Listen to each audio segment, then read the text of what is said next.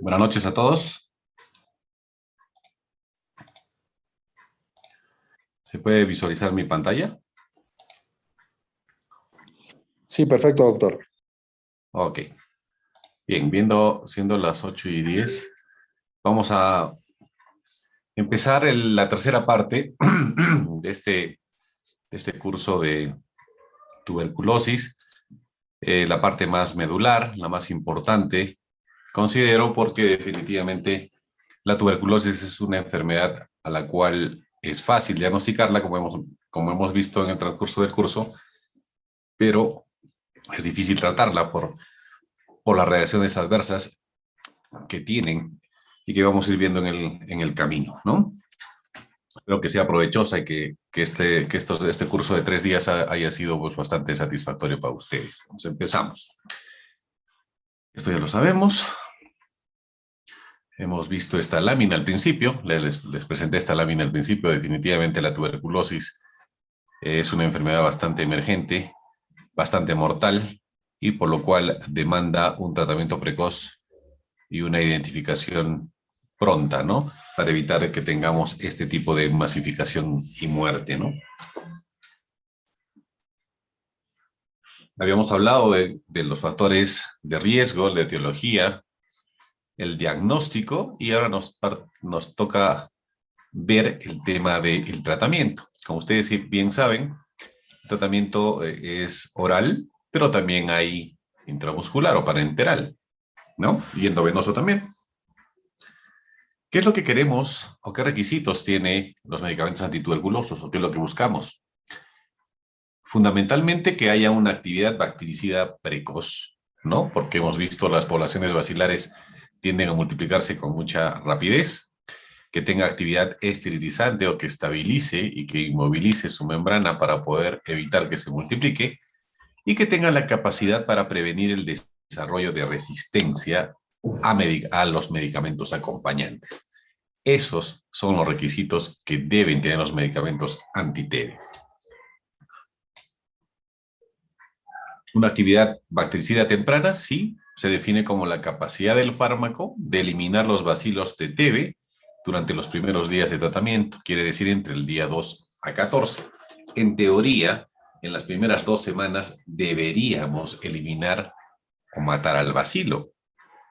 Como vemos en la figura inferior, vemos que las drogas que tienen mayor potencia es la isoniazida, la rifampicina. Las drogas de primera línea tienen una potencia bastante alta si estuvieran solas, ¿no? Entonces, su actividad en bloque hace que su actividad bactericida sea bastante potente, como se puede ver en el gráfico, y que va a bloquear, lógicamente, la unidad formadora de colonias bacterianas, ¿no? Actividad esterilizante, sí, esta se define como la capacidad de eliminar a los bacilos persistentes después de haber eliminado el gran número de bacilos de crecimiento rápido. Entonces, lo que nos interesa en este aspecto es que de las poblaciones bacilares, como ustedes bien saben, los bacilos se multiplican activo y rápidamente y que llegan a un promedio de la pared cavitaria cuando hay un pH ácido, ¿no? Esos son los de multiplicación activa y rápida. Los bacilos de crecimiento lento generalmente están localizados en la zona intracelular de los macrófagos y generalmente el medio es ácido. Los bacilos de crecimiento intermitente, que es precisamente a donde va el objetivo de esta actividad esterilizante, se va a canalizar extracelularmente en el cation sólido, en la destrucción misma pulmonar. Y los bacilos persistentes refractarios a los fármacos, que deben ser eliminados necesariamente por mecanismos defensivos de la inmunidad innata del huésped. Entonces, esas actividades estas características debe tener los medicamentos anti-TB. Para hablar de esquemas de tratamiento de tuberculosis, hay que tener claro las bases bacteriológicas de cada tratamiento. ¿En qué sentido? ¿Qué drogas son bactericidas y qué drogas son bacteriostáticas, ¿no? Entonces, la asociación de medicamentos debe evitar la selección de resistencia y los tratamientos prolongados deben matar las diferentes poblaciones bacilares. Ese es el objetivo. y ese es el fin. Tenemos drogas de primera y segunda línea, las conocemos ampliamente. Las de primera línea, la isoniazida, rifampicina, piracidamida y etambutol. Dentro de los inyectables, la streptomicina, que sigue mencionándose, pero ya no la utilizamos, como ustedes bien saben, por sus efectos adversos. Después tenemos la canamicina, la micacina, la capreomicina. Junto a ella tenemos también ciprofloxacino, ofloxacino, levo, moxifloxacino. Se habla de gatifloxacino también, pero que no lo tenemos en Perú. La cicloserina, el ácido paraminosalicílico de tionamida, protionamida, amoxic más ácido clavulánico, rifabutina, que no lo utilizamos tampoco con mucha frecuencia, claritromicina, clofazimina, meropenem, imipenem, cilastatina y minesolit. Estoy seguro que ustedes conocen estos medicamentos, que son los fármacos llamados de segunda línea, los últimos mencionados. Entonces, todo este arsenal terapéutico es el que en la actualidad contamos para el ataque o combatir la tuberculosis. ¿Qué esquemas de tratamiento? Extracelular, atacar básicamente la rápida multiplicación, un pH alcalino neutro. Para ello tenemos de ataque a este nivel la isoniazida, la streptomicina, la rifampicina y el etambutol. Núcleo base del esquema TB sensible está isoniazida y rifampicina. A nivel intracelular, para atacar la moderada multiplicación de la replicación lenta o los bacilos de población de multiplicación lenta en medio ácido, y a quienes tenemos, quienes actúan a ese nivel, piracinamida, rifampicina y isoniazida, núcleo base. Dos propiedades fundamentales, de ello, núcleo base, el nombre. Lesiones gaseosas, que haya escasa multiplicación esporádica, y, una vez más, rifampicina y isoniazida. Importantísimo. Por eso es el núcleo base del tratamiento de TB sensible, rifampicina y isoniazida como las drogas más importantes de este esquema. En focos fibróticos o calcificados, escasa o nula multiplicación, ahí necesariamente interviene la inmunidad innata del huésped, ¿no? Entonces, pero miren, los medicamentos atacan a todo lo que normalmente destruye o donde las poblaciones bacilares actúan a nivel intracelular, extracelular y lesiones gaseosas. La isoniazida actúa inhibiendo la síntesis de los ácidos micólicos. Esto para hablar de un poquito de su farmacología. ¿Cuáles son los ácidos micólicos? Es la estructura de la membrana de las micobacterias. La rifampicina, potente bactericida, se fija a la subunidad beta del ARN polimerasa, bloqueando la formación de las cadenas del ARN de la micobacteria. La piracinamida, esta interfiere en el metabolismo de esta enzima piracinamidasa y así se impide el crecimiento del BK, impide el crecimiento del bacilo.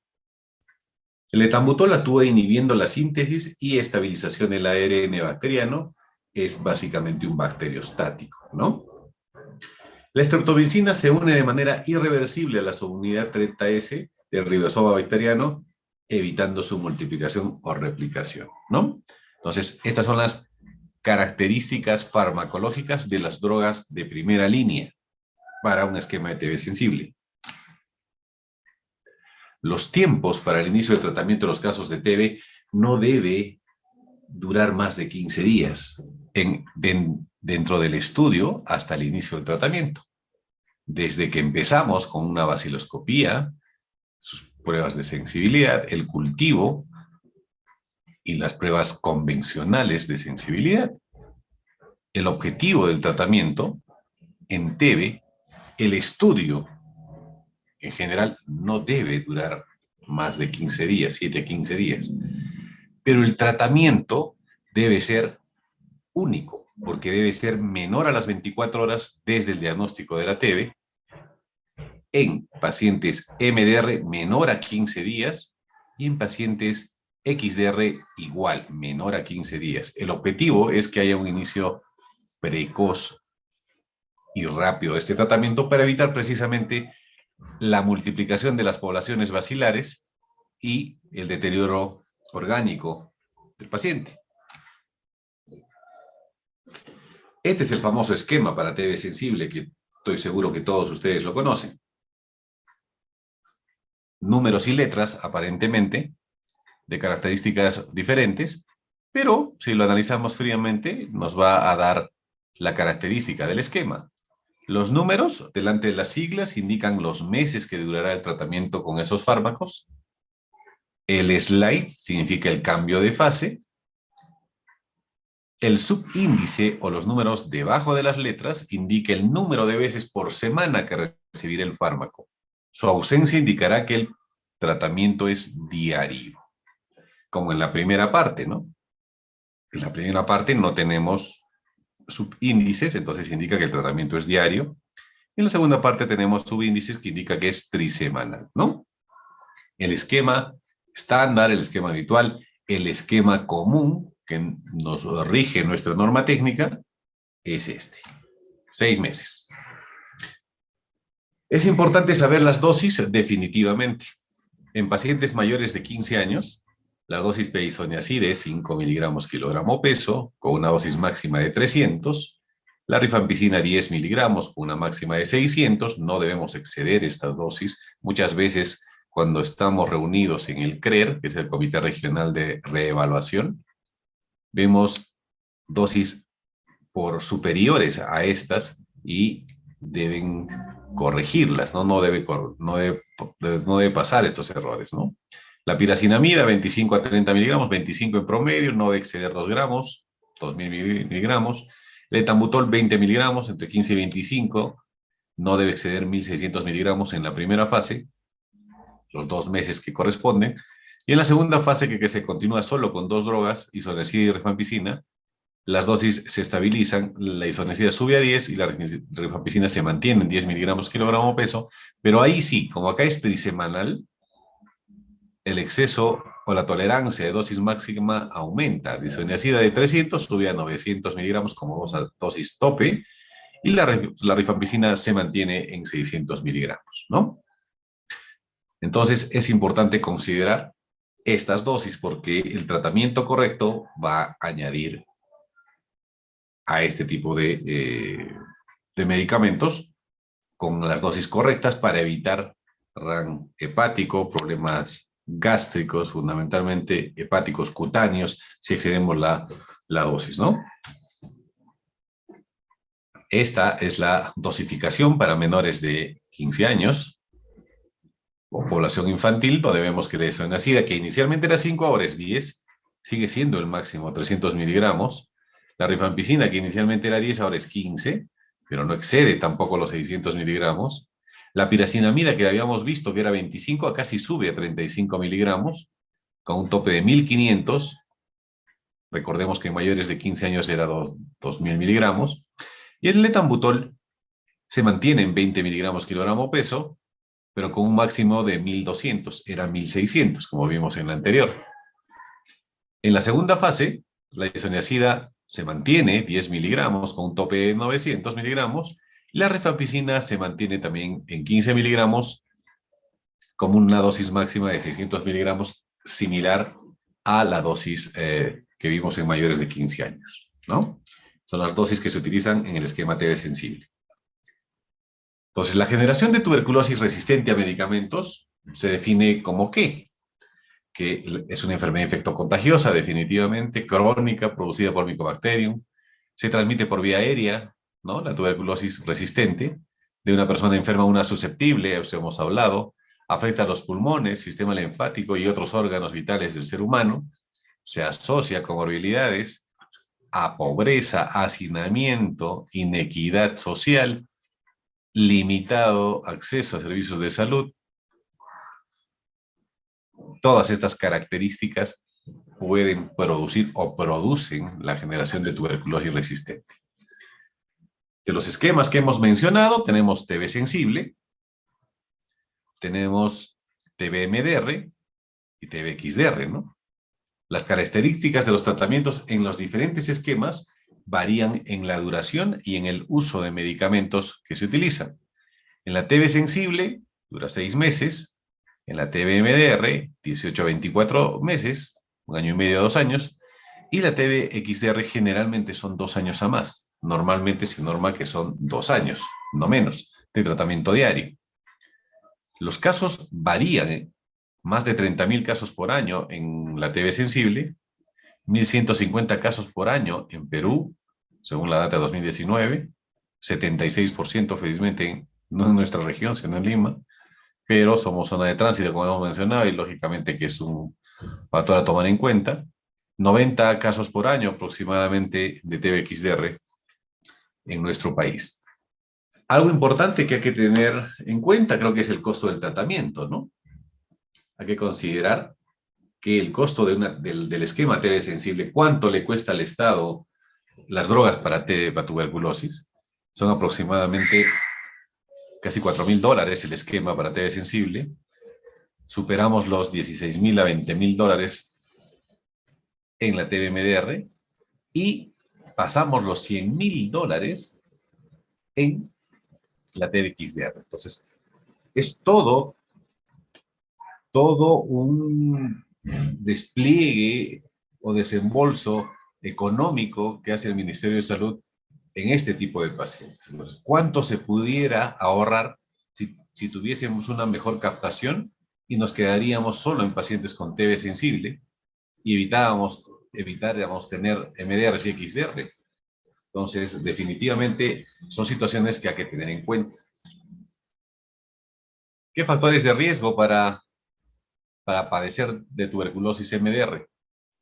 Primero, lógicamente, haber tenido contacto con un paciente MDR.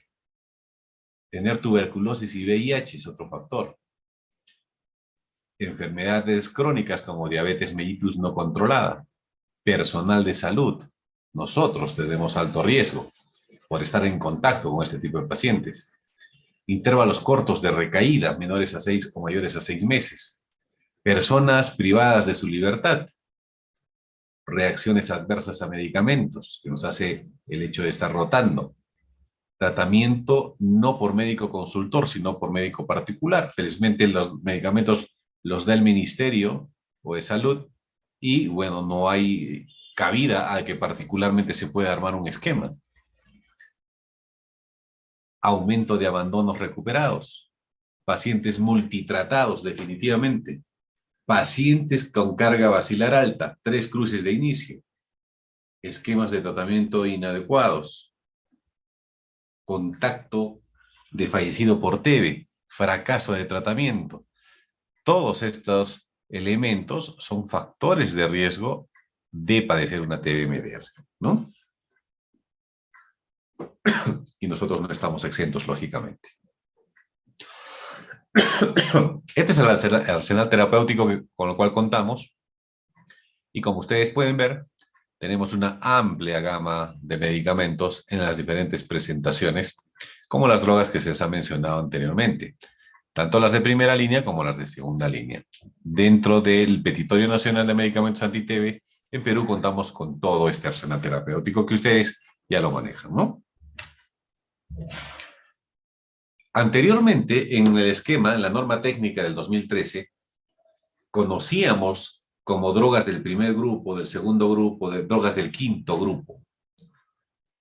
Cuando sale la actualización del 2016 de la OMS, sale la clasificación de medicamentos en nuestra nueva norma técnica y la clasifica ya por grupo de potencia o por nivel de potencia, como grupo A, las fluoroquinolonas, levo, noxifloxacino, al grupo B, inyectables de segunda línea, amikacina, kanamicina, capreomicina y estreptomicina, grupo C, segunda línea bioral, etionamida, protonamida, cicloserina, linezolid, clofazimina, y cataloga grupo D a otros medicamentos, los subtitula en D1, D2, D3, en el D1 incluye apiracinamida, etambutol e isoniazida altas dosis, en el D2 lo incluye bedaquiline de la manit, y en el D3 incluye el ácido paraminosalicílico, imipenencilastatina, amoxiclavulánico, meropenem y tioridazida. Pero curiosamente, en 2017 salió otra norma, otra guía de medicamentos anti-TB de la OMS. Entonces queda desfasado esta clasificación de drogas que la tenemos en 2018, ¿no? Y que en la actualidad causa mucha controversia en realidad, porque la divide en 3 grupos muy importantes, igual, según el nivel de potencia la clasifica, y la pone, por ejemplo, grupo A, levofloxacino, moxifloxacino, pone a linezolid y bedaquiline, las drogas más potentes que existen para tuberculosis. Grupo B, clofazimina, cicloserina o tioridazona. Anteriormente, hasta la norma técnica de 2013, no le dábamos importancia a la cicloserina, lo considerábamos una media droga en el esquema MDR. Y miren el nivel de potencia, la cataloga dentro del grupo B. Y dentro del grupo C recién aparece tambutol, delamanid, piracenamida, imipenicilestatina, amicacina, recién aparece el inyectable, etionamida, proteonamida y ácido paraminosalicílico. Controversial, ¿en qué sentido? De que nuestra norma técnica del 2018 sigue utilizando esta línea de base.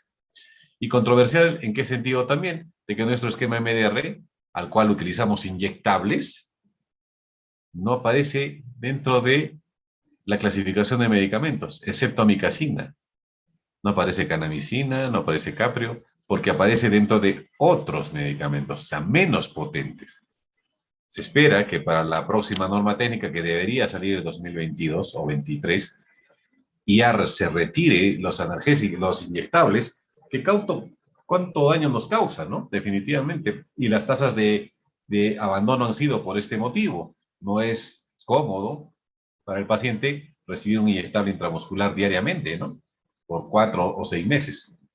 Entonces, miren cómo va cambiando en el tiempo, así como la medicina cambia, las drogas también, su nivel de eficacia e investigación van mejorando y actualmente debemos manejar esta clasificación de la OMS que recomienda los niveles de potencia según los antibióticos antes mencionados. ¿Tenemos esquemas individualizados? Sí, hemos hablado del esquema sensible, pero ante la presencia de resistencia a algún medicamento de primera o segunda línea, debemos indicar o empezar esquemas para tuberculosis mono o poliresistentes. Es así que cuando nosotros tenemos nuestra prueba de sensibilidad y sale resistente a isoniazida, el tratamiento va a ser 9 meses, 2 meses diario de rifampicina, ojo, estamos hablando de resistencia a isoniazida, 2 meses de rifampicina, piracinamida, etambutol y levofloxacino, y 7 meses de rifampicina, etambutol y levofloxacino. Aumentamos 2 meses hasta 3 meses al tratamiento, obviando la isoniazida. Si sale resistente a isoniazida y streptomicina, similar esquema al anterior, 9 meses de tratamiento con 2 meses de rifampicina, piracinamida, etambutol y levofloxacino, y 7 meses de rifampicina, etambutol y levofloxacino, ¿no? Se retira la piracinamida por su hepatotoxicidad. Si tenemos resistencia a isoniazida y etambutol, igual el tratamiento sigue siendo 9 meses, 2 meses de rifampicina, piracinamida, levofloxacino y streptomicina se recomienda acá, ya no lo utilizamos, y 7 meses de rifampicina, piracinamida y levofloxacino, 9 meses de tratamiento.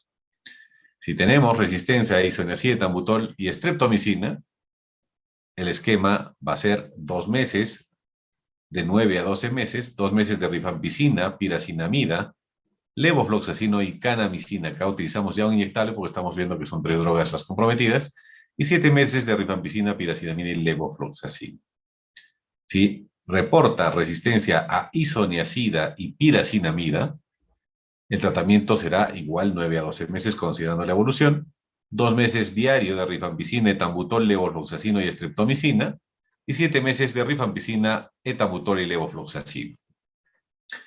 Si hay resistencia de isoniazida, etambutol y piracinamida, prácticamente casi el esquema TB sensible resistente, excepto rifan, el esquema a seguir es de 18 meses, 3 meses de rifampicina, levofloxacino, etionamida y cicloserina, y 15 meses de rifampicina, levofloxacino y etionamida, ¿no? Acá el que se retira es la streptomicina, ¿no? Si hay resistencia sola y única a piracinamida, muchas veces utilizamos este esquema cuando tenemos rafas hepáticos, que generalmente es asociado a piracinamida. Utilizamos el esquema de 9 meses, 2 meses de diario de rifampicina, etambutol e isoniazida, y 7 meses de rifampicina e isoniazida diaria. Si la resistencia es detectada solo a etambutol, el tratamiento va a ser simplemente los 6 meses que corresponde, excepto que va a ser diario y no trisemanal, 2 meses de rifampicina, isoniazida y piracinamida, y 4 meses de rifampicina e isoniazida. Pero miren cómo cambia el núcleo que hemos mencionado, isoniazida y rifampicina, cómo cambia. La isoniazida, simplemente, si sale resistente, aumentamos 2,7, 9 meses. Pero si sale resistente la rifampicina, el esquema se complica. Ya no es 9 meses de tratamiento, sino es 12 a 18 meses, en los cuales vamos a recibir 3 meses, o vamos a indicar 3 meses de isoniazida, etambutol, piracinamida, levofloxacino y canamicina, y 9 meses de isoniazida, etambutol, piracinamida y levofloxacino. Cambia exponencialmente si tenemos resistencia a rifampicina. Es importante tener en cuenta que de las dos drogas, si bien es cierto, son las más importantes, mucho más importante es la rifampicina. El objetivo es tratar de recuperar siempre, al menos cuando tenemos reacciones adversas a medicamentos, recuperar la rifampicina. Y en TB extremadamente resistente o XR, hay que considerar que la resistencia a medicamentos es la de TB-MDR, que además de tener resistencia al núcleo base de la TB sensible, isoniazida rifampicina, va a tener resistencia a inyectables de segunda línea y una fluoroquinolona, que es el núcleo base del esquema MDR, como ustedes bien saben, ¿no? El esquema o el núcleo base del esquema MDR es una fluoroquinolona y un inyectable. Son drogas que sí o sí deben estar en el esquema, ¿no? En el mundo se ha encontrado definitivamente que cada vez más tenemos mayor resistencia a medicamentos. Entonces el objetivo es detectarlos a tiempo para evitar progresión y destrucción pulmonar. ¿Y cuál es el esquema que se plantea para los casos de tuberculosis XDR? ¿Qué es XDR? Es un caso de MDR, o sea que significa que es un paciente resistente a isoniazida rifampicina, más resistencia a fluoroquinolonas y un inyectable. La tenemos clara, ¿no es cierto? Posibles medicamentos a utilizar: linezolid, bedaquiline, delamanid, tiroidazida, carbapenem, clofazimina, meropenem y penicilistatina, todo el arsenal terapéutico que conocemos. En la norma técnica del 2018 se han tenido la oportunidad de revisarlo. Inicialmente nos menciona un núcleo base endovenoso del XDR, pero en la norma técnica del 2018 ya nos pone un núcleo base bioral, compuesto por linezolid, bedaquiline o delamanid, clofazimina. Dos combinaciones bastante importantes, como hemos visto que el bedaquiline y linezolid son bastante potentes. Y un núcleo básico endovenoso continúa, igual que la norma técnica del 2013, mencionando al linezolid endovenoso y un carbapenem, que puede ser meropenem o imipenem-cilastatina. Y añade tioridazida también. Es importante considerar que los casos MDRs o XDRs, dependiendo del grado de extensión de la lesión pulmonar, de los trastornos psiquiátricos, de las comorbilidades, se va a optar o por un núcleo básico oral o un núcleo básico endovenoso. Es importante considerar que en el esquema que se arme, que debe constar mínimo de 6 medicamentos, debe incluir un aminoglucósido, un polipéptido o otro medicamento de sensibilidad demostrada. Debe constar de 6 medicamentos y la duración total de tratamiento debe ser entre 18 a 24 meses. En promedio, 2 años estamos hablando de pacientes XDR. ¿Qué reacciones adversas tienen los medicamentos? Porque hasta acá está facilito, ¿no? Hicimos su vaciloscopía, lo diagnosticamos y le iniciamos esquema para TB sensible y listo, se acabó nuestro trabajo. No, ahí viene lo difícil de la tuberculosis. Las múltiples reacciones adversas que tienen los medicamentos anti-TB. Los más comunes de drogas de primera línea, isoniazida, que nos va a producir un cuadro hepático, incremento de transaminasas, hepatitis, generalmente su reacción es citotóxica, puede producir neuropatía periférica y reacciones cutáneas. Las conocemos. La rifampicina también va a elevar transaminasas, pero esta nos va a dar un padrón colestásico, ¿no? Elevación transitoria de bilirrubinas y una hepatitis de tipo colestásico. en diferencia de la isoniazida, que nos va a dar una hepatitis citotóxica. Nos puede producir anorexia, síntomas gastrointestinales, náuseas, vómitos y también reacciones cutáneas. Lo más positivo de la rifampicina, una reacción hepática de tipo colestásico. La piracinamida, ¿qué nos causa? Hepatitis, como todas las drogas son hepatotóxicas, pero adicional a ello, síntomas gastrointestinales, sobre todo poliartralgias. Puede producir aumento de la hiperuricemia, por ende, ataques de pseudogota y también reacciones cutáneas. Generalmente la más real reacción de este medicamento son las hepatitis y los problemas de hiperuricemia. El etambutol, neuritis retrovulvar, neuritis periférica similar a la isoniazida y reacciones cutáneas mucho más que las otras drogas. Siempre que nosotros tenemos RAN dérmico, la primera sospecha que tenemos es etambutol y segundo isoniazida, ¿no? La streptomicina, una droga que anteriormente hemos visto en el primer cuadro, tiene una potencia bastante alta, bactericida contra TB, pero su ototoxicidad severa ha condicionado que se retire del esquema, y es así que ya no lo consideramos dentro del esquema para TB. Esto por su toxicidad vestibular o vestíbulo-coclear y renal dependiente de la dosis, ¿no? Generalmente, como ustedes bien saben, cuando ya se produce eventos de hipoacusia o sordera, el evento es irreversible, ¿no? Y en cuanto a medicamentos de segunda línea, tenemos cicloserina, etironamida, sinoparamido salicílico, fluoroquinolonas. ¿Qué es lo más importante en este aspecto? Cicloserina, antes de utilizar drogas de segunda línea, debemos hacer la interconsulta de psiquiatría, ¿no? Antes de utilizar este medicamento. Porque ¿qué puede producir? Cefalea, insomnio, cambios de conducta e irritabilidad, ansiedad que puede llegar a intentos de suicidio, depresión, psicosis, convulsiones. Eso condiciona la cicloserina. La etionamida, síntomas gastrointestinales, náuseas, vómitos, dolor abdominal, hepatitis e hipotiroidismo. Entonces, son dos reacciones importantísimas con estas drogas.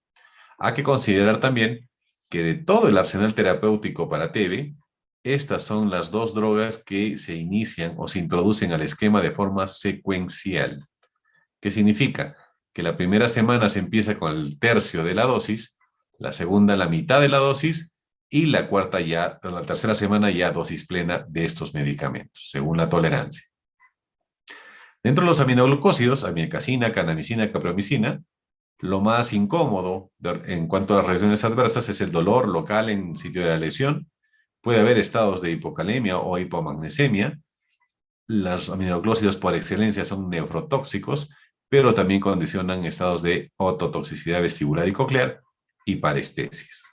El ácido paraminosalicílico, que está también dentro de la batería, pero ya también no lo utilizamos con mucha frecuencia, porque produce muchos síntomas gastrointestinales, náuseas, vómitos, dolor abdominal. Puede producir también hepatitis, hipotiroidismo, igual que la etionamida, ¿no? O síndrome de mala absorción. Y las fluoroquinolonas, tanto moxifloxacino como levofloxacino, que son las fluoroquinolonas que utilizamos regularmente, normalmente son bien toleradas, pero podría haber problemas de artralgias y mialgias, que es su principal molestia. Síntomas gastrointestinales en estadios, en índices bajos, y prolongación del intervalo QT, sobre todo en moxifloxacino, que se ha reportado, o muerte súbita por este medicamento, pero en realidad no hemos visto en el tiempo que haya este tipo de problemas, ¿no?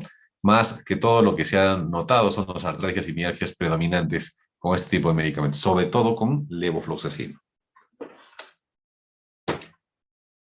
Teniendo claro los conceptos de los tratamientos o los diferentes esquemas, hablemos un poquito de nuevos fármacos. La medicina va en constante evolución y su objetivo, sin duda alguna, es fabricar o inventar nuevos medicamentos precisamente que ataquen a las zonas moleculares o a la estructura molecular del Mycobacterium. Es así que, por ejemplo, atacar a la pared de peptidoglucanos, tenemos drogas como amóxido clavulánico, imipenicilestatina, meropenem, cicloserina o teriadazona. Atacar a la capa de arabinogalactanos, el etambutol. Atacar a la pared de ácidos micólicos, que tienen la mayor pared, como hemos visto al principio, pero ahí entran la isoniazida, la etionamida, el delamanid. Son drogas que van a condicionar el ataque y destrucción de una micobacteriosis. Entonces, en cuanto a los nuevos fármacos, el objetivo es ese, ¿no?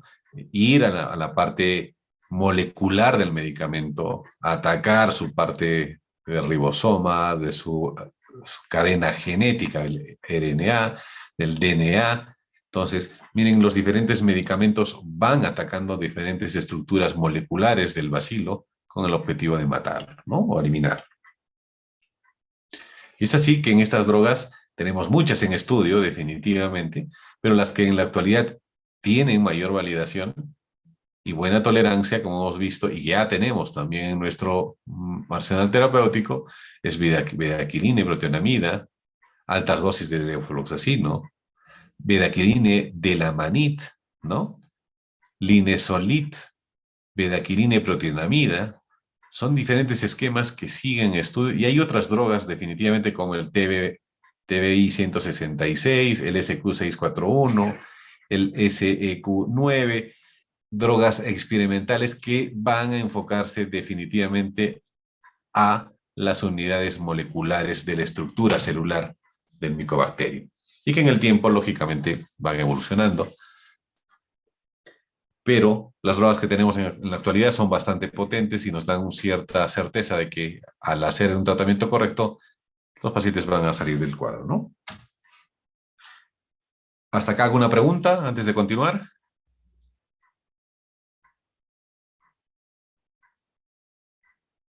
¿Vamos bien? Ok, pues continuamos.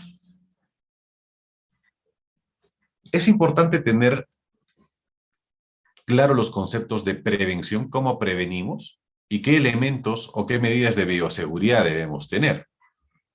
¿Por qué? Porque lógicamente nos va a ayudar a cuidarnos de tener y padecer esta enfermedad. Y nuestro objetivo, aparte de cuidarnos nosotros y nuestra familia, es orientar a la población de cómo debe hacerlo.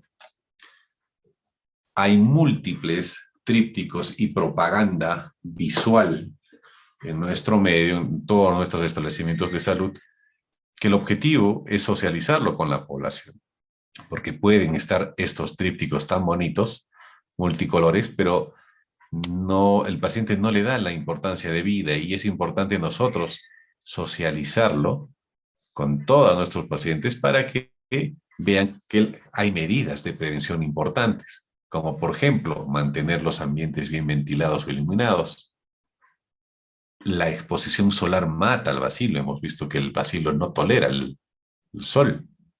Cuando alguien tose o estornuda, debe cubrirse con la boca con un pañuelo. Tratar siempre de tener una alimentación balanceada nutricionalmente. Evitar en lo posible comida alta en grasas saturadas o comida chatarra, ¿no? La comida saludable nos va a evitar, nos va a ayudar a prevenir enfermedades. Promover la actividad física. Ahora que está todo el mundo tecnológico, todos estamos con nuestro celular para arriba y para abajo y no hacemos actividad física. Evitar el sedentarismo, ¿no? Explicar a los pacientes la forma de contagio de la tuberculosis. Explicar los síntomas más frecuentes que hemos mencionado, de cómo llegamos al diagnóstico y, lógicamente, el tratamiento. Entonces, es importante enfocar y orientar a la población en general todas estas medidas tan básicas de prevención que nos pueden evitar tener mayor casos de TB. Otro tríptico, donde cual vemos generalmente las campañas, ¿no?, de todos los establecimientos de salud, de todo el Ministerio de Salud, para luchar contra TB, y es lo mismo, ¿no?, la forma, los procesos de cómo puede uno empezar a controlar o a sospechar. Como, por ejemplo, preguntar a nuestros pacientes si tienen tos con flema por más de 2 semanas o 15 días, el famoso sintomático respiratorio, si notan que han perdido peso, han bajado peso, si notan que hay fiebre o sudoración, podría ser TB y deberían acudir de inmediato, si tenemos estos síntomas, acudir a un centro de salud. Ese es el objetivo de estos trípticos o dípticos o imagen o flyer visuales que nos sirve para definitivamente orientar a la población los procesos que debe seguir si tenemos estas esta sintomatología. Este es una estampilla de correo de Argentina, donde ellos también difunden de una manera también usual, singular, la lucha que hacen contra TB. Ellos tienen menos incidencia que la nuestra, pero ellos también, la parte visual es muy importante, ¿no? Entonces es importante la orientación, cuando ya tenemos un paciente diagnosticado como TB, informarle el proceso, indicarle por qué es necesario terminar el tratamiento, indicarle que al terminar el tratamiento va a tener una recuperación plena de su salud, va a evitar contagiar a otras personas. La parte de socialización es muy importante, socialización y concientización hacia las personas. Y lógicamente va a evitar que este paciente, si su tratamiento es regular, hay buena adherencia al tratamiento, cumple su tratamiento, acude a su centro de salud a recibir su medicación diaria, hace sus evaluaciones laboratoriales y controles mensuales como indica nuestra norma, definitivamente va a evitar que la enfermedad progrese y tengamos un caso de MDR o XDR, ¿no? Y en beneficio no solo del paciente, sino de su familia y de la comunidad, ¿no? Otros diapositivos en Europa. De igual manera, la parte visual juega un papel muy importante dentro del diagrama de prevención y promoción.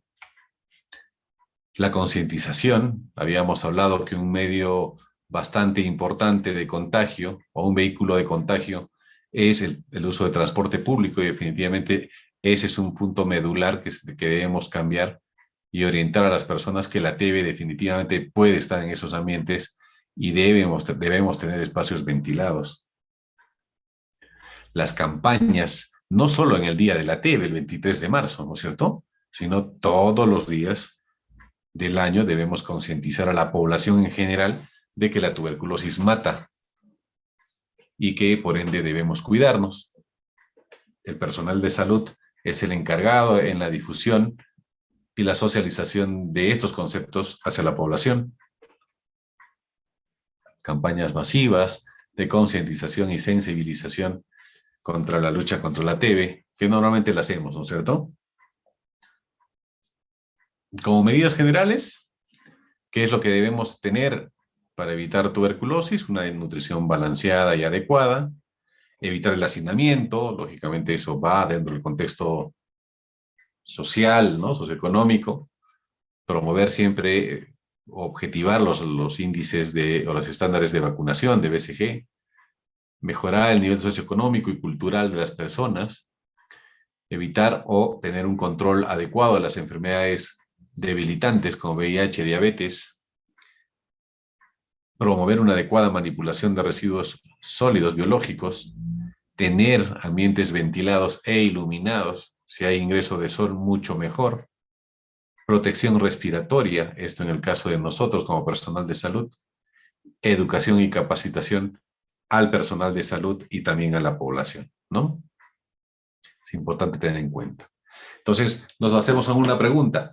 ¿Falta de educación? ¿Puede ser falta de educación? Sí, cuando caminamos creo que hay mucha gente que estornuda sin cubrirse la boca, ¿no? Entonces, tenemos que hacernos esta pregunta, ¿no? ¿Falta de educación? Los sintomáticos respiratorios son los principales diseminadores de la enfermedad y ellos deberían cubrirse la boca al toser. Está en nosotros concientizar que definitivamente un paciente tosedor debe cubrirse con un paño la boca, ¿no? Cuando tose, porque es el principal mecanismo de inhalación o inducción de poder padecer tuberculosis, de inoculación, perdón, para tener TB. Nosotros como personal de salud debemos utilizar lógicamente nuestras medidas de protección, ¿no? Lógicamente que ahora, por nuestra pandemia actual, nuestra emergencia sanitaria, ahora sí utilizamos correctamente nuestros dispositivos N95. Anteriormente lo hacíamos de la misma manera como en esta circunstancia, creo que no, ¿no? Y nunca se debió perder esas medidas de seguridad. Debemos continuar con lo mismo. La única forma de que nosotros evitemos contagiarnos porque somos personal de salud o somos servidores, prestadores de servicios de salud y vamos a tener contacto con ese tipo de pacientes, la única forma de cuidarnos es mediante estos mecanismos de barrera, ¿no? siempre debemos tener letreros de información en el sentido de que educar a la población. Se prohíbe escupir en el suelo. Alguna vez lo hemos visto. ¿Y lo cumplen o lo cumplimos? Es un flyer para concientizarnos, ¿no? Tener infraestructuras adecuadas. Este es un ejemplo del modelo de la sala de TV del Centro Médico Naval, del Hospital Naval en Lima, ¿no? Bien separado, bien distribuido, con cámaras aisladas de cada ambiente. Ese es el objetivo, en realidad. Estos pacientes es una enfermedad infecto-contagiosa, entonces definitivamente debe tener el aislamiento correspondiente, sobre todo en la fase inicial, ¿no? Habitaciones separadas, individualizadas, sobre todo para pacientes MDR-XDR, ¿no? Monitoreo constante, que es importantísimo de este tipo de pacientes. Ductos de ventilación o ventilación a presión negativa, recambio de aire positivo, ¿no? Para evitar precisamente el contagio, ¿no?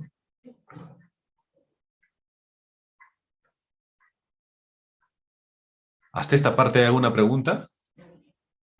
Antes de lanzarles algunos casitos que he visto que me parecen interesantes para compartir con ustedes.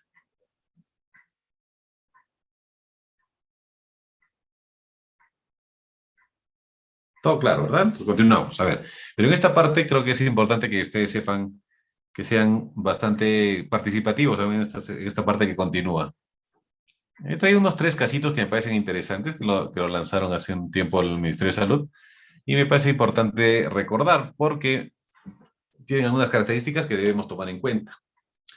Por ejemplo, acá, varón de 35 años, sin comorbilidades, acude por tos productiva, hiporexia de 2 meses, o falta de 2 meses de evolución, recibe antibióticos adquiridos en farmacias sin mejoría, 2 meses, niega episodios previos de tuberculosis, no tiene contactos aparentemente, no ha tenido contacto con tosedor ni con tuberculoso conocido.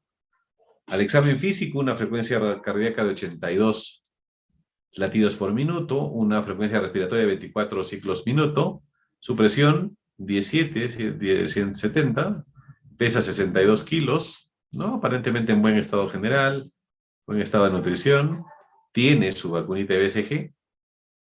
Al examen físico se puede palpar escasos crépitos en cara anterior de mi tórax derecho.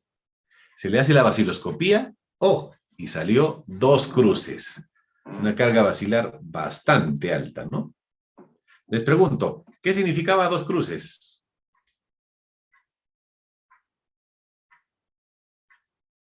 Tienen el foro abierto para que puedan hablar el que desee. ¿Qué significaba 2 cruces? ¿Recuerdan?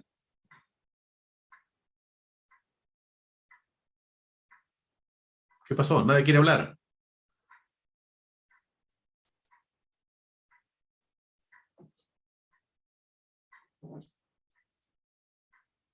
¿Recuerdan qué significaba un resultado de baciloscopía 2 cruces?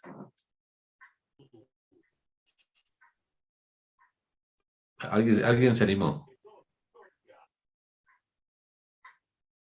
Adelante, no tengan miedo. Yosila dice tiene más de 10 bacilos. Recordábamos que una baciloscopía de 2 cruces es aquel paciente que tiene entre 1 a 10 bacilos por campo en 50 campos observados, ¿no es cierto? O sea, tiene bastante carga bacilar bastante alta. En este caso, hemos visto el contexto. ¿Qué es lo que podemos evidenciar? El estudio de imagen de este paciente mostró esta plaquita, un infiltrado apical derecho bastante importante, patrón alveolar, que ocupa toda la parte superior del lóbulo superior derecho, ¿no? Claramente definible, un infiltrado bastante claro. ¿Qué hemos encontrado en este paciente? ¿Qué deficiencias programáticas se pueden identificar en este paciente? Tiene un cuadro clínico de 2 meses. Primero, demora al acudir al establecimiento de salud, ¿no es cierto? Pasaron 2 meses. Y segundo, automedicación durante las primeras semanas de enfermedad. Prefirió irse a una farmacia a recibir su medicación antes de ir a su establecimiento. Y cuando fue a su establecimiento, pasaron 2 meses, lógicamente, y como ustedes pudieron apreciar, ya hay una lesión bastante importante. Es un paciente con una carga basilar bastante alta, entonces imagínense a cuántos ha contagiado, ¿no?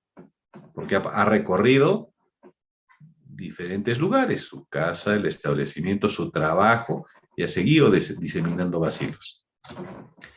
En este caso, ¿qué acciones deberíamos tomar? Primero, envío de la muestra para una prueba de sensibilidad molecular o MODS, asegurar si hay la capacidad de financiamiento, solicitar su batería de laboratorios basales, ¿no es cierto? Registrar el caso en el libro de seguimiento de pacientes que reciben tratamiento, iniciar el tratamiento dentro de las 24 horas. No olvidemos que salió 2 cruces y la detección o búsqueda de contactos. Y acá vamos a mapear a toda su familia. Pero pasaron 2 meses. ¿A cuánta gente contagió? ¿No es cierto? Esa es la pregunta. Y, lógicamente, hacer la visita domiciliaria correspondiente para hacer la orientación de medidas de control de infecciones, ¿no? ¿Qué esquema recomendaríamos en este paciente? Es un paciente que no ha tenido contacto, es la primera vez, niega haber tenido tuberculosis anteriormente. Entonces, el esquema correcto que deberíamos indicar en este paciente sería el esquema para TB sensible, ¿no? El de 2 meses de isoniazida, rifampicina, etambutol y piracinamida, y 4 meses de isoniazida, rifampicina trisemanal, ¿no? Él pesa 62 kilos. Entonces, en base a las dosis que hemos mencionado, no excediendo las dosis máximas, iniciaremos el tratamiento. Esta es la dosificación que hemos mencionado anteriormente, ¿no? Le daremos 5 miligramos kilogramo peso en la primera fase de isoniazida, 10 miligramos de rifampicina, 25 de piracinamida y 20 de etambutol, no excediendo las dosis tope. Estamos hablando de un paciente mayor, tanto en la primera fase y la segunda fase, ¿no? Esto hemos hablado, ustedes ya lo dominan a plenitud. Este es el esquema sensible que se le ha planteado a él, y lógicamente que las dosis, dependiendo de la presentación, como ustedes recordarán, y creo que es importante mencionarlo, la isoniazida viene en tabletitas de 100 miligramos, la rifampicina viene en tabletitas de 300 miligramos, la piracinamida viene en tabletitas de 500 miligramos, y el etambutol viene en presentación de 400 miligramos. Por eso que el paciente de TB sensible inicia o ingiere 11 pastillas, que me imagino que ustedes han orientado a todos los pacientes que alguna vez hayan tratado con TB, las 11 pastillitas les han entregado, ¿no? Listo. Un segundo caso. Pero quiero que sean un poquito más participativos, están un poco dormidos. Paciente de 50 años, sin antecedentes relevantes, en abril de 2013 diagnosticada de tuberculosis pulmonar, brotis positivo, o sea, fue un BK positivo, nunca tratado, con compromiso ganglionar cervical. Tuvo una TB ganglionar. Le hicieron la punción aspiración de los ganglios a nivel cervical y detectaron positividad o hallaron bacilos ácido alcohol resistentes. Le hicieron un genotype, un TB-MR+, y salió sensible a isoniazida y rifampicina. O sea, le hicieron una prueba fenotípica de sonda lineal, genotype, y salió sensible a isoniazida y rifampicina. Pero, le hicieron un tamizaje, le hicieron sus pruebas de inmunosupresión y salió VIH positivo, reactivo. ¿Qué hacemos con este paciente? Es un paciente que ha tenido TB, ¿no? Aparentemente. Hay que recordar que el manejo de pacientes con VIH hay que hacer un tamizaje estricto. Todo afectado por tuberculosis debe tener pruebas rápidas, ELISA, o pruebas rápidas para detectar inmunosupresión, ¿no? En este caso VIH. Enfermería aplica, le da la consejería correspondiente en el establecimiento para notificar el número de paciente portador de virus e indicar el tratamiento. Ahora, todo paciente que vive con el virus del SIDA sin enfermedad de TB debe recibir tratamiento para TB latente durante 12 meses. Según la última norma técnica del 2018 ha cambiado esto, ¿no? Acá ha bajado a 9 meses. Ya no es 12, sino es 9 meses. de tratamiento con quimioprofilaxis con isoniazida. ¿Qué quiere decir? Todo paciente diagnosticado con VIH que no tiene tuberculosis activa, se le da sí o sí tratamiento de quimioprofilaxis con isoniazida por 9 meses. Eso se cataloga TB latente, o se llama TB latente, ¿no es cierto? Listo. ¿Qué pautas de manejo debe recomendarse en este paciente? ¿Qué debemos hacer en este paciente? Primero, solicitar la prueba rápida y estudios de tipificación e iniciar el esquema de tratamiento anti-TB diferenciado para pacientes con coinfección VIH. Acá el tratamiento ya no es 2-4, ¿no? Acabaría, ahora es 2-7, 9 meses de tratamiento. Este es el esquema para pacientes con TB con coinfección con VIH. Ya no es trisemanal, es diario. 2 meses de isoniazida, rifampicina, etambutol, piracinamida, lo mismo, diario. Y 7 meses de isoniazida, rifampicina, diario. Recordemos que en el esquema de TB sensible eran 4, eran 6 meses. En pacientes VIH son 9. 50 dosis de la fase intensiva y 175 dosis de la fase de mantenimiento. En el esquema de TB sensible, me olvidé mencionarles, son 50 dosis en la primera fase y 54 en la segunda, ¿no? Continuamos. ¿Qué debemos dar a este paciente con TB con VIH? Adicional al tratamiento, suplemento con piridoxina o vitamina B6, 50 miligramos día. Inicio precoz de terapia antirretroviral de gran actividad, el famoso TARGA o TARF. E inicio de terapia preventiva, según el caso, con cotrimoxazol, ¿no?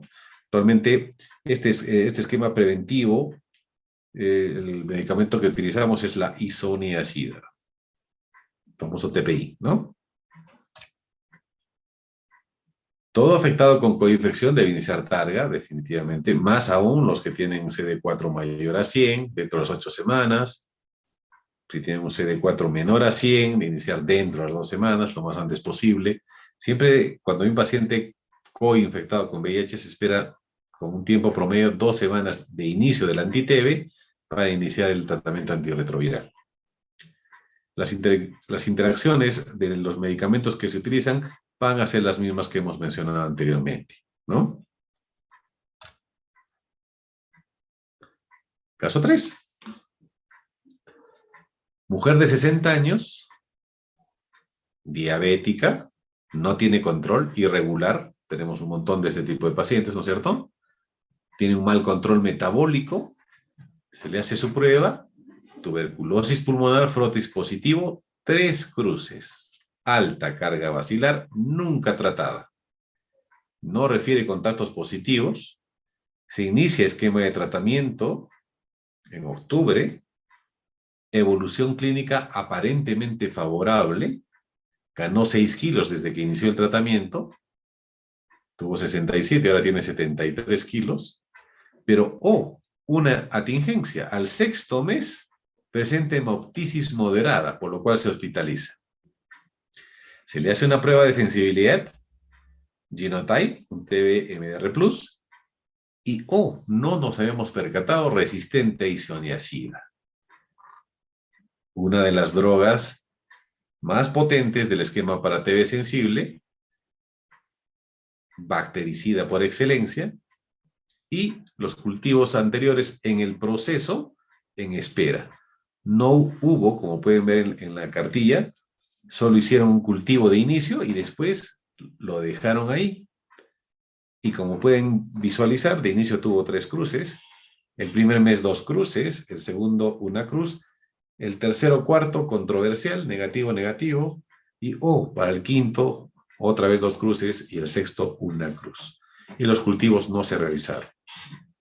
¿Qué opinan al respecto? Se verifica la tarjeta de tratamiento en la segunda fase y vemos bastantes sesgos, ¿no? Hay días donde el paciente no acudió a tomar su medicación. Hay varios vacíos en la tarjeta de control en los meses que correspondía, donde el paciente no acudió a recibir su tratamiento o tuvo un tratamiento irregular. Las placas de inicio y posteriores eran las siguientes. En la primera había una lesión cavitaria, ¿no? Una lesión cavitaria e infiltrado lateral a nivel del lóbulo superior, lóbulo superior a medio, ¿no? El pulmón derecho.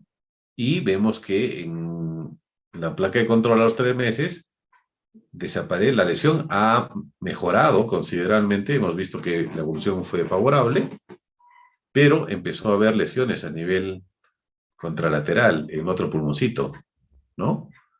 Entonces, de lo que aparentemente no había mayor tracto, empieza a haber mayor patrón alveolar, en ese nivel, al control a los 3 meses.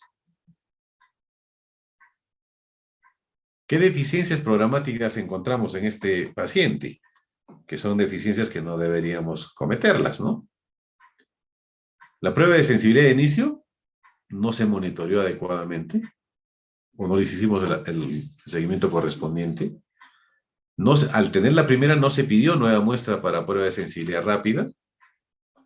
Probablemente un inadecuado seguimiento del caso por el equipo multidisciplinario o intervención tardía. Sí, pues porque este paciente pasa por diferente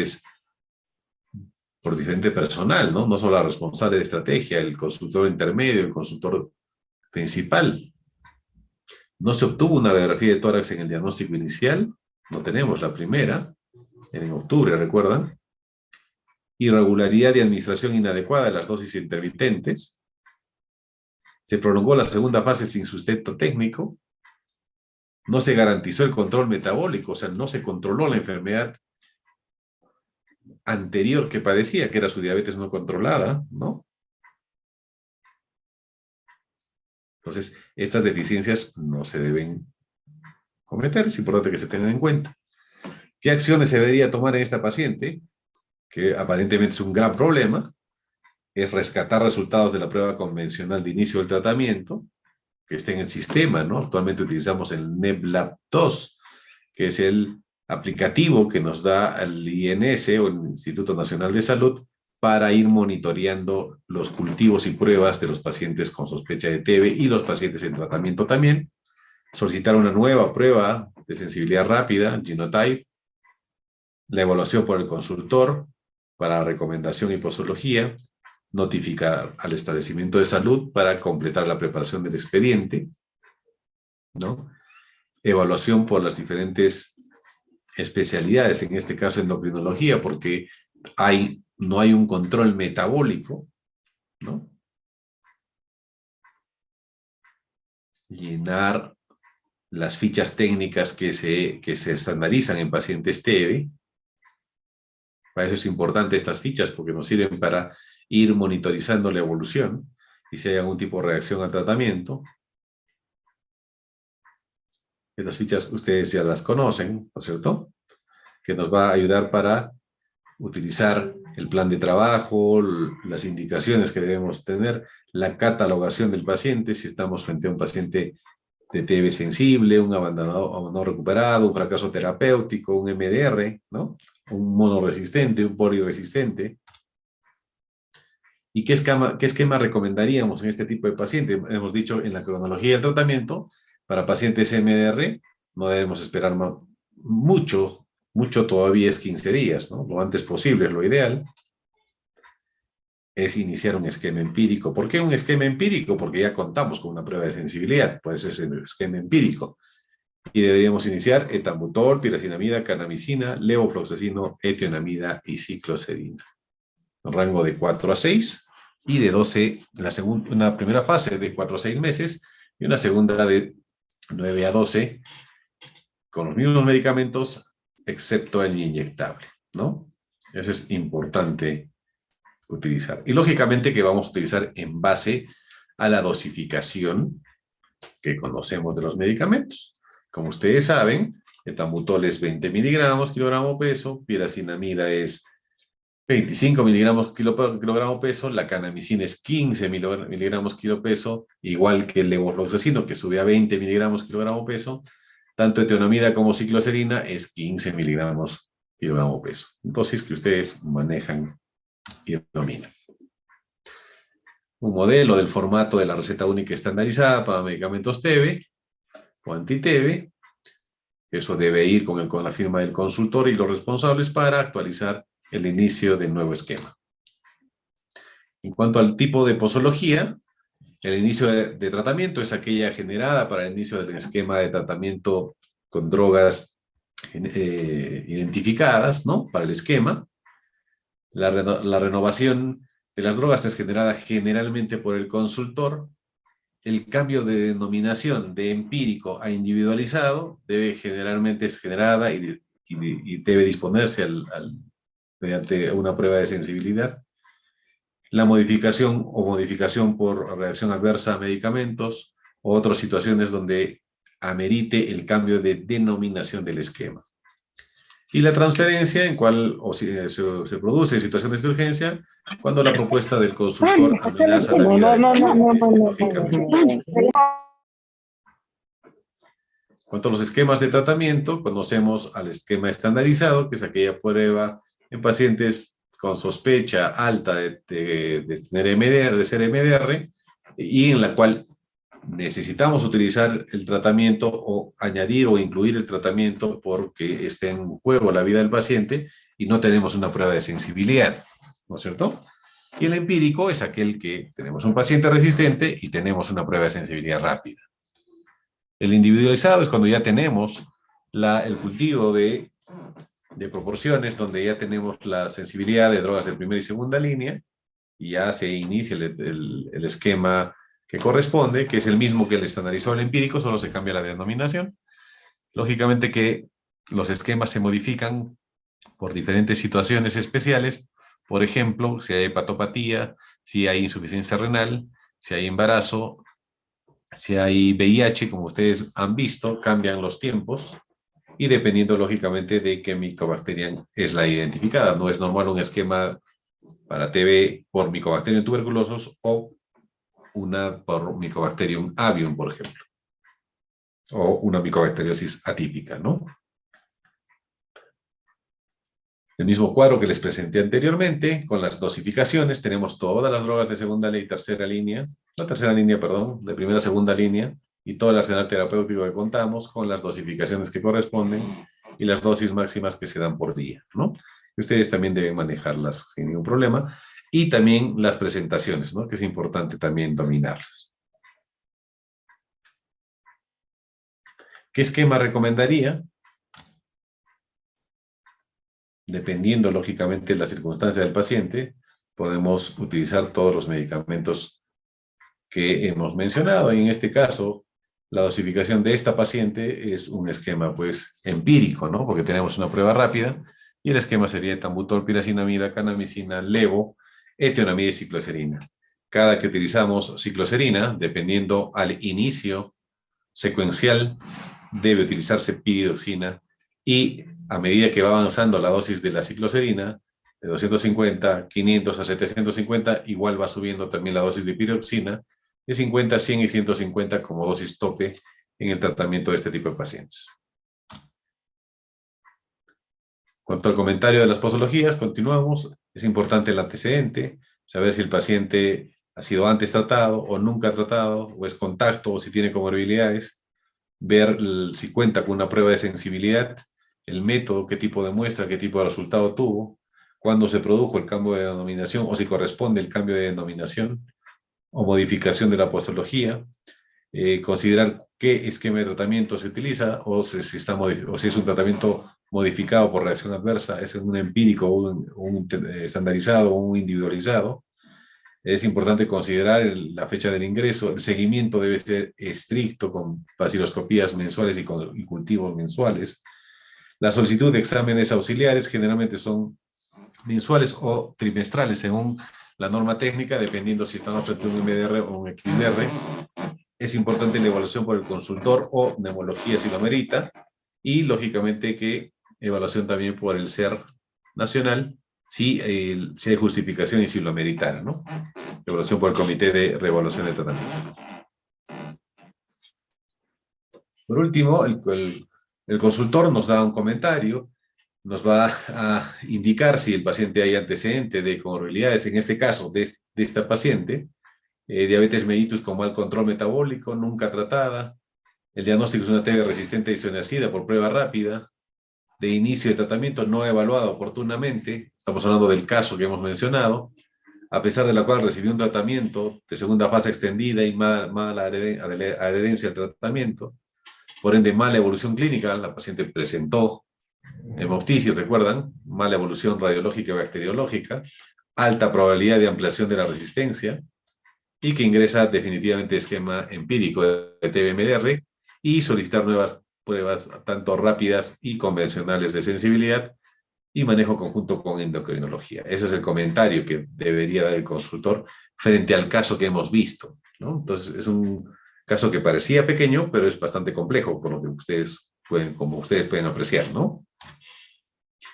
Y bien, estos son los casos que les he traído para ahora. Tengo algunas preguntas adicionales. Es la biografía que hemos utilizado durante la exposición de estos 3 días. Las normas técnicas, información sobre infectología y micobacteriosis, la guía de la OMS para manejo y clasificación de drogas. Y tenemos algunas preguntas por la cual vamos a seguir dilucidando algún tipo de interrogante. Estas son preguntas directas. Mujer de 45 años que presenta cuadro clínico de mes y medio de evolución con dolor en costado derecho, temperatura 38 grados centígrados y tos irritativa, a la auscultación disminución del murmullo vesicular en base derecha, rayos X de tórax, velamiento de la base derecha. Estamos frente a un derrame, ¿verdad? Estudio de líquido de color amarillo citrino, le aumentaremos. Neutrófilos 20% y linfocitos 71%. Estamos viendo que hay predominio mononuclear. Macrófagos 1%. Relación proteínas de pleura y proteínas séricas 0.6. Baciloscopía de esputo negativa. El diagnóstico más probable de este caso, ¿cuál sería? ¿Qué opinan?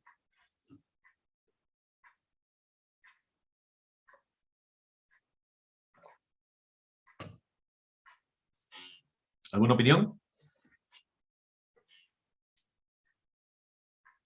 ¿Alguna opinión?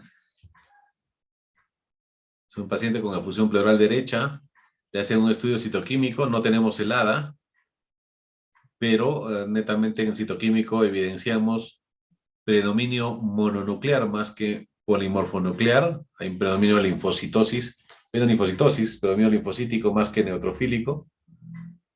Entonces nos está hablando que estamos frente a una patología crónica, ¿no? Acá hay un comentario. Tuberculosis pleural, genial. Es una TB pleural, ¿no? Y el ADA, acá nos faltaría aumentar el ADA. Si el ADA nos sale por encima de 40, 45, dependiendo del laboratorio, se confirmaría la TB pleural, ¿verdad? Tiene un criterio de Lai, de los 3 criterios de Lai, relación proteínas mayor a 0.5, esta tiene 0.6, nos habla de exudado, estamos hablando que es una enfermedad propia de pulmón, y lógicamente nos sugiere tuberculosis de pleura. Acá hay otra, paciente mujer de 23 años ingresa por emergencia con cefalea, náuseas, vómitos, al examen rigidez de nuca, se realiza estudio de líquido cefalorraquídeo compatible con TBC meningia, los exámenes auxiliares, hemoglobina de 10, hematocrito 32, leucocitos 5200, ¿no? Urea 34, creatinina 0.6, es VIH. Usted como médico decide iniciar tratamiento, ¿no? Porque tenemos un líquido cefalorraquídeo compatible, aparentemente con TB, sale un ADA en 13, el punto de referencia es 9 a la punción lumbar. Entonces, en este caso, esta pacientita, ¿qué decidimos hacer? Iniciar tratamiento, ¿no? Anti-TB. El esquema para las tuberculosis del sistema nervioso central es 1 año de tratamiento, 2 meses de isoniazida, rifampicina, etambutol y piracinamida, y 10 meses de isoniazida y rifampicina, e iniciar corticoterapia, dado que esta paciente tiene signos de rigidez y signos meningios, ¿no? Entonces, el tratamiento de TB del sistema nervioso central es ¿no? 1 año, diario. Acá tenemos otra, Un paciente varón que presenta signos meningios y con compromiso del sensorio de manera superaguda, con estudios de líquido cefalorraquídeo, proteínas aumentadas, glucosa disminuida, un ADE 9.1, indicar el diagnóstico y manejo adecuado. ¿Qué opinan, muchachos? ¿Cuál sería el diagnóstico de este paciente?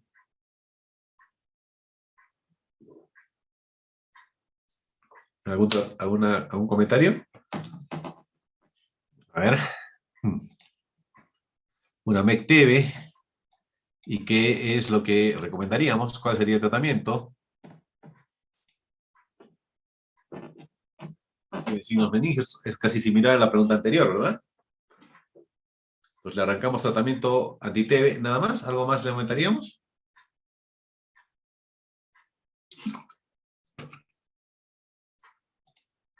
A ver, esquema pan sensible por un año. Ya, está muy bien, pero nada más, ¿no aumentaríamos nada más? AINES. ¿Para qué le pondríamos un AINE? AINES. ¿Qué le damos un ibuprofeno? ¿Paracetamol? ¿Qué hacemos?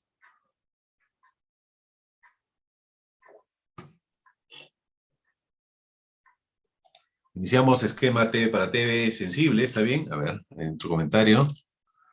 Dexametasona. Sí, genialmente, genial. El tratamiento en este tipo de pacientes es iniciar el anti-TB y utilizar un corticoide, ¿no? Es una TB meningia, el tratamiento es por un año y utilizamos generalmente prednisona 1 o 1.5, dependemos del compromiso, generalmente a dosis de 1 miligramo a 1.5 miligramos kilogramo peso día por 2 a 4 semanas, ¿no? En este tipo de pacientes donde hay problema del sensorio y hay trastornos meningios, se debe utilizar corticosteroides. Y generalmente es prednisona, ¿no? Tanto, pero se hace la conversión con dexametasona, lógicamente, si el paciente está postrado, ¿no? Genial. Muy bien. El esquema T para tuberculosis del sistema nervioso central, un año. Igual que la TB miliar, ¿no? A ver, una preguntita más. Enfermera con beca 3 cruces. Wow, algo no cotidiano, por si se ha visto alguna vez. Enfermera con beca 3 cruces que no cuenta con prueba de sensibilidad, es diabética, de 44 años, en contacto con hermana con diagnóstico de TB-MDR. ¿Cuál es el esquema de tratamiento adecuado? ¿Qué esquema le darían a este paciente?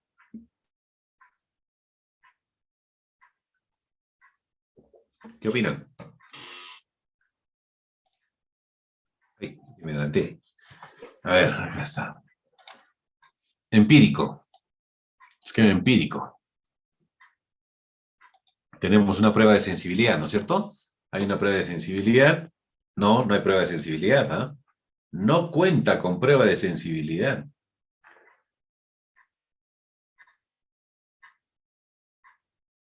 No olvidemos que el esquema que no cuenta con prueba de sensibilidad es el estandarizado. El empírico cuenta con prueba de sensibilidad. ¿Ves contacto MDR? Sí, genial.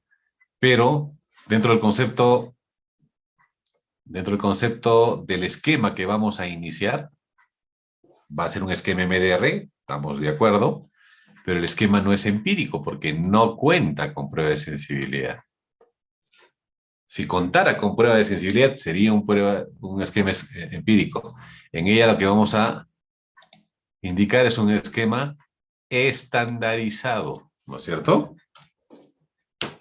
Un esquema estandarizado. No se olviden, lo lógico sería iniciar un tratamiento empírico aquel que no tiene prueba.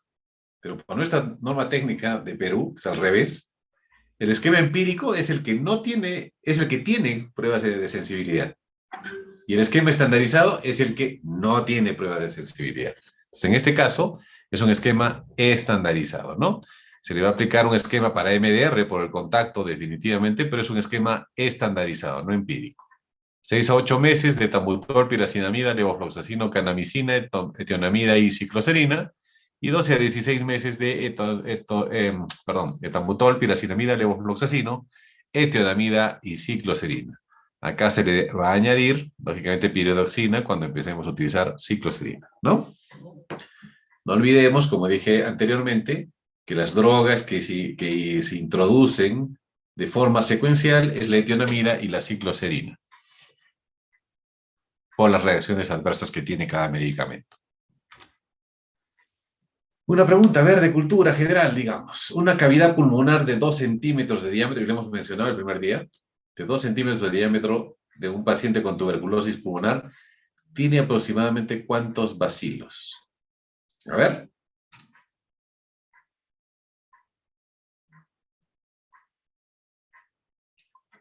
Una cavidad pulmonar de 2 centímetros de diámetro de un paciente con tuberculosis pulmonar, aproximadamente en esa cavidad de 2 centímetros, ¿cuántos bacilos puede haber en esa cavidad? A ver, ¿quién se anima a dar un puntaje? ¿Cuántos bacilos hay en una cavidad de 2 centímetros? ¿Ninguno? ¿No se acuerda? A ver, ¿hay uno? 100 millones, genial, lo máximo para Marinín. 100 millones de bacilos. 100 millones de bacilos de una cavidad de 2 centímetros. O sea, imagínense, los pacientes que están llegando actualmente a nuestros centros de salud vienen con hemoptisis, o sea, significa que ya vienen cavitados. La cantidad de bacilos que emanan estos pacientes es muchísimo alta, ¿no? Bastante alta. Y bien, espero que estas 3 clases hayan sido fructíferas y haya refrescado vuestros conocimientos, dado que es un tema que ya ustedes lo manejan y lo dominan. Espero haber podido llegar adecuadamente a ustedes y hayan podido entender un poquito de lo que ustedes ya saben, ¿no? Recordar un poquito los conceptos básicos de lo que es tuberculosis, de su método, formas de diagnóstico, de las pruebas de sensibilidad, de su tratamiento y, lo más importante, de concientizar y socializar a la gente en cuanto a las medidas de prevención. Si hubiese alguna pregunta, les quedo muy agradecido. Si hubiese alguna pregunta, con gusto para poder responderlas. Hay una pregunta, según las nuevas guías, ¿considera mala praxis del uso de inyectables? En realidad sí, porque según la nueva clasificación por el nivel de potencia de los antibióticos, ya los inyectables están catalogados dentro de otros medicamentos, o sea, significa que su potencia anti-TB es bastante baja. Y considero, no mala praxis, creo que el término no iría como mala praxis, sino que estamos un poquito desactualizados y que consideramos que para la próxima norma técnica, para las próximas normas técnicas que saldrán en los próximos años, van a corregir esta evolución de los medicamentos y la clasificación de drogas, porque hasta la guía del 2013 en realidad no había estas consideraciones por nivel de potencia. Y las guías de la OMS empezaron a cambiar desde 2016-2018. La última de 2017 es la que precisamente saca este tipo de clasificación de drogas y pone los inyectables dentro de otros. Entonces ahí un poco que podemos considerar que está un poco desactualizada nuestra norma técnica y por ahí seguimos utilizando ese medicamento, ¿no? Pero sí, lo ideal sería retirarlo hasta que salga, ¿no?, la próxima nueva norma. Los medicamentos que se mencionan, ¿no? Los aminoglucósidos, canamicina, capromicina, ¿no? Que no aparecen inclusive de la categoría A o B o C de la nueva guía de drogas de la OMS. ¿Alguna otra pregunta? ¿Alguna otra pregunta, muchachos? Ok. Bien, no habiendo más preguntas, espero, como reitero, haber colmado vuestras expectativas y que hayan podido refrescar sus conocimientos de TB en este curso pequeño, en realidad, de TB, que hemos tratado de poder llegar en todos los tópicos posibles, abordando todos los ejes que se necesitan saber como conocimientos básicos para manejo de TB en el primer nivel de atención. ¿Ok? Bien, si no hay más preguntas, yo me despido. Muchas gracias a todos. Espero que haber podido llegar, como reitero, a todos ustedes con esta presentación hacia todos ustedes.